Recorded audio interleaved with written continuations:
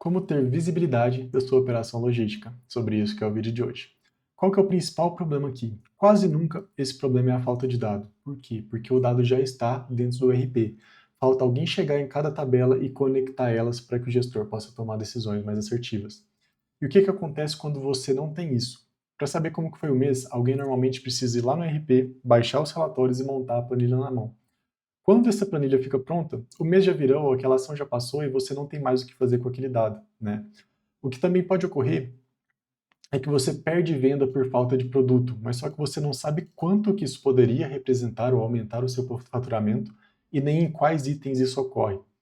A reclamação de atraso também, ela chega pelo cliente, você não consegue estabelecer uma nova expectativa de data com o cliente, alinhar essa expectativa, né?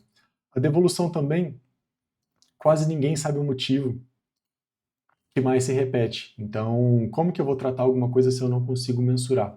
Isso aí que é o problema. E acaba que vira uma discussão sem fim com a equipe, porque você não tem dados, você não tem métricas para tratar com ela, né? Quais são os três números aqui que mais decidem a operação nesse caso que a gente vai tratar hoje? Primeiro, o OTIF, que é o On Time in Full, segundo, a ruptura e terceiro, as devoluções. O que que o OTIF significa? Ele é distribuído em duas partes. Primeiro tem a parte On Time, que significa se o pedido foi entregue no prazo alinhado com o cliente, e o in full se ele foi entregue na quantidade correta para o cliente. Tá? Então ele é distribuído aí entre dois indicadores secundários, digamos assim. É o único KPI aí que ele enxerga pela visão do cliente, pela ótica do cliente, por isso que ele é tão importante também. Tá? A ruptura significa que eu já tive um custo de aquisição do cliente, né, um CAC, e eu perdi aquela venda porque eu não tinha produto para entregar para o cliente, o que significa aí uma ineficiência operacional também. E por fim, as devoluções, que geram um retrabalho enorme para toda empresa, então você tem que emitir a nota fiscal de saída, depois entrar com a nota fiscal de devolução, o frete tem que ir, tem que voltar, e isso aí gera um custo enorme para a empresa. Qual que é a sacada que a gente tem com esses dois indicadores aqui? O OTIF, como eu falei, ele mede o on time no prazo e o in full, que é a quantidade correta. Se o in full não tiver trabalhando com a quantidade certa, dentro do SLA acordado, a minha ruptura ela é uma consequência também, né? Um é causa, outro é consequência. É o que eu escrevi nessa parte aqui. O in-full do OTIF e a ruptura, eles andam lado a lado, tá? Então, com esses três KPIs, para guiar a operação, a gente não precisa de três projetos. A gente pode trabalhar com um único projeto para que ele mostre ali para que você tenha uma visão gerencial da sua operação de uma única vez. Agora vamos lá. Onde que esses números moram dentro do RP? E aqui indiferente se o RP ele é da Sun, que é da TOTUS, se ele é Sênior ou SAP, tá? O processo vai ser o mesmo. O que vai mudar vai ser a forma como eles são consultados, como que eles são extraídos dentro de cada RP. Primeiro a gente tem a base de pedidos, que é o quem prometeu o que e quando. Então assim, isso aqui é praticamente a venda que ocorreu. A gente vai conseguir extrair o cliente, o produto, a quantidade e a data prometida de entrega. Esse aqui para calcular o in full e esse aqui para calcular o on time, né, do nosso OTIF. Segundo, a base de faturamento. Com isso aqui, eu consigo comparar com o que foi realmente faturado, para saber se eu tive alguma ruptura no estoque ou não, né? Aqui, claro, de uma forma reativa estamos falando. Então, a gente consegue entregar 100% do OTIF e a ruptura, tá? E por fim, a base de devoluções. Aqui, o principal indicador que a gente tem dentro dessa base seria o motivo da devolução. A gente consegue mensurar ela em questão de quantidades, mas não consegue ter ações. Ah, eu tive 10 devoluções esse mês. Isso é pouco ou é muito? Depende dos meses passados, da nossa questão de histórico. Mas qual que é o motivo? Foram 10 referentes à inversão de produto. Então eu sei que o problema ali pode estar acontecendo na linha do pique. Então o motivo ele é o principal fator que a gente tem aqui. E como que esses dados chegam até o painel, né? Vamos trabalhar numa parte um pouco mais técnica aqui agora, que é a parte que eu gosto também. Aqui a gente tem, por exemplo, o RP, tá? Diferente como eu já falei, e a gente constrói uma exportação agendada de pedidos, de notas, de devoluções, depende de cada transação, de cada tabela que a gente tem. Então, diariamente, por exemplo, esse relatório vai ser baixado dentro da máquina e armazenado dentro de uma pasta que seria na nuvem, por exemplo, no SharePoint ou no Google Drive, tá? Daqui eu vou fazer o caminho de cima primeiro. A gente pode percorrer o tratamento de dados, então a gente faz o deparo de campos, a gente coloca as regras de negócio de cada operação, né, as regras de OTIF, por aí vai. E por fim, a gente sobe isso aqui num painel, num dashboard que pode ser em Power BI, pode ser no Tableau, ou até mesmo uma página web renderizada, tá? Para que você tenha na segunda-feira ou então no próximo dia a decisão tomada. Esse aqui é o caminho mais simples que a gente pode correr, mas a evolução natural, de acordo com o volume de requisições, com o volume de dados e de insights que você quiser, é trabalhar com o Data Warehouse para a gente ter esses dados de uma forma mais estruturada. Aqui no Data Warehouse a gente vai conseguir auditar linha a linha e a gente vai conseguir trabalhar com mais variedades ali de opções, tá bom? Então, a exportação ela roda diariamente e sozinha, né, ou semanalmente, conforme for decidido. Ninguém precisa lembrar nem apertar algum botão para isso, tá? E como eu falei, o caminho do Data Warehouse ele é um caminho de evolução para isso. Aqui eu coloquei uma simulação de como que seria um dashboard.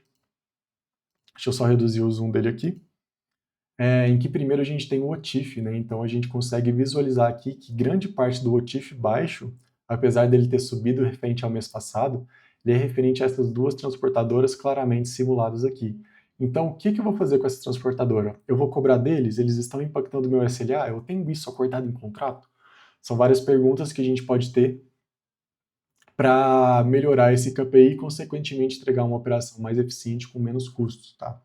Sobre a ruptura de estoque, então a gente consegue começar a mensurar quanto daquele estoque representa em questão de faturamento.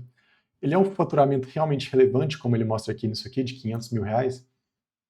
Ou seria 2, 3, 4 mil reais, o que para uma empresa média grande isso que não é tão relevante, né? E além disso, a gente consegue visualizar tanto por curva, ABC, ou por SKU também. Então, se ele é um produto da curva A que está tendo muita ruptura, então ele é um produto que tem alta saída e está tendo muita ruptura. Eu tenho que aumentar a minha produção E dele, aumentar o meu nível de segurança, a minha política de estoque, para que eu possa reduzir a ruptura. Como ele tem um giro rápido, provavelmente ele não vai ter algum problema de shelf life, alguma coisa nesse sentido. E por fim, as devoluções, né? Nessa mensuração aqui, tem 307 mil reais que foram devolvidos, e sendo 52% das devoluções aqui referente a esses dois casos aqui. Então, eu tenho que falar diretamente com o transportador, né? Então, aqui, fazendo o paralelo com o TIF, ele pode estar impactando, né? Ele pode impactar, essas duas transportadoras podem impactar a avaria no transporte, e a divergência de quantidade eu tenho que tratar diretamente com a linha de picking. Então, muito mais importante do que ter o dado é endereçar o dado ali para você falar com quem é o responsável por aquilo e por qual motivo que lá está acontecendo, com números mensuráveis, para poder medir a melhoria da eficiência da operação, tá bom? E quais são os obstáculos ali que travam esses projetos, né? Os principais obstáculos. Primeiro, a data prometida em branco. Então, quando eu tenho o pedido de um cliente, eu tenho que ter uma data de entrega quando a gente faz uma compra no Mercado Livre, por exemplo, né? Então, sem essa data prometida, a gente não consegue calcular a parte do on-time no OTIF. Uma forma alternativa de fazer isso é calculando por SLA.